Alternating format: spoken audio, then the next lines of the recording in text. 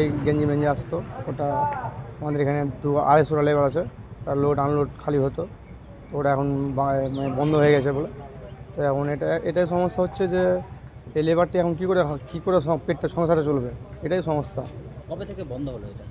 আজ থেকেই বন্ধ শুনেছি, যে আজ থেকেই বন্ধ, হঠাৎ বন্ধ হয়ে গেল।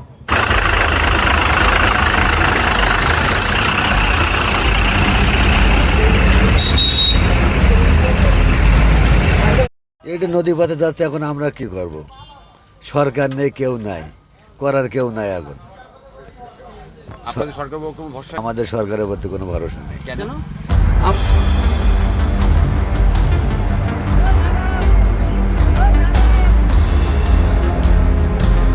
আর আমাদের ব্যবসায়ী আমরা হিসেবে ভারত সরকার যে নির্দেশ দিয়েছে, ভারত সরকার নির্দেশে আমরা অমান্য করতে পারবো না।